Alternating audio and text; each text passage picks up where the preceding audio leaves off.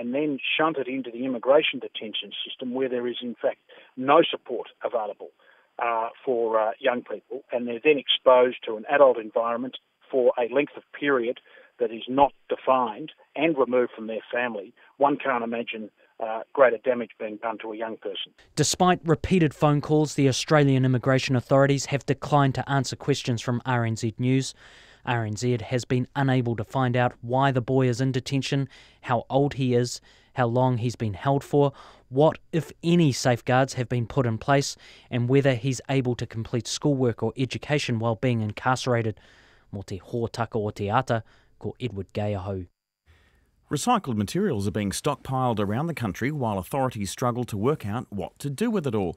Last year, China stopped taking 24 different types of waste. Now, a report out today from the waste industry organisation WasteMinz says our recycling system is broken. Its chief executive, Paul Evans, says the problem is simple.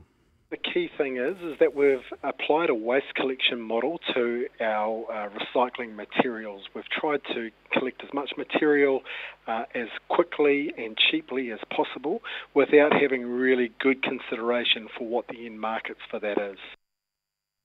Now, Eugenie Sage is the Minister of Conservation. She's in our Auckland studio. Good morning to you, Minister. But it's Associate Minister for the Environment in this capacity. Oh, that's very true. And we do need some background in this. China was a big buyer of waste. It doesn't want to do that anymore. Yeah, it was the purchasing over 50% of the world's recyclables. It's quite understandable that China has decided not to deal with the rest of the world's recyclables.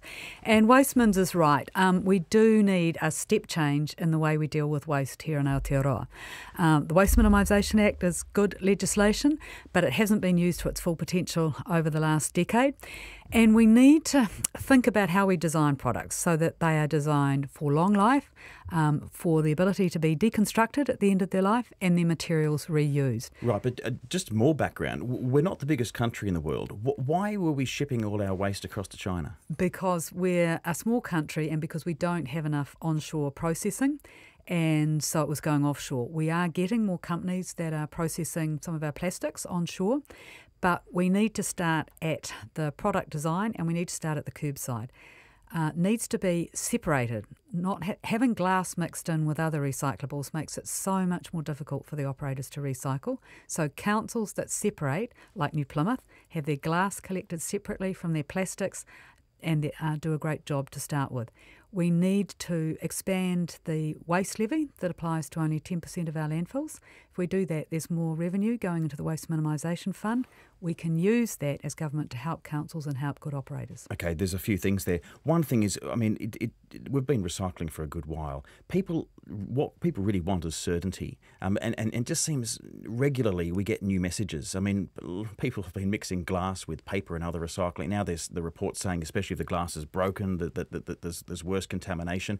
Why can't we get this right? And how are we going to communicate it to people so that they know, particularly councils who have to sort of set the rules here, exactly what needs to be done in terms of getting rid of these things in the right way? Well, we've set up a task force inside the Ministry for the Environment to look at this issue urgently, work with councils, local businesses, processors, and have an external advisory group with some of the operators to provide advice on what we need to do in the short term and the longer term.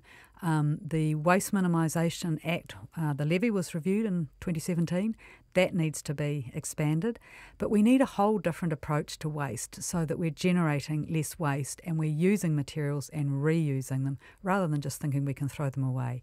Consumers, if they do separate and encourage their councils to maintain separation, will make it much easier for the recycling. And we need more onshore processes, and we need people buying things that are made of recycled products. Okay, so we need behaviours to change a little bit there. Not too long to go, but I want to ask you, there's a proposal by Iona Pannett, Wellington City Council, saying that dumping could be a lot more costly. I think she's saying it could go from $10 a tonne to $200 a tonne. What are you thinking in that regard? Well, the local authorities have recommended it going up to about $140, $150 a tonne.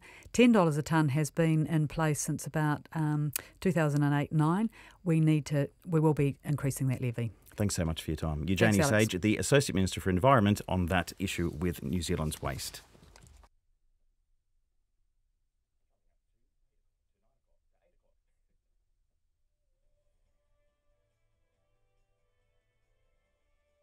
Free.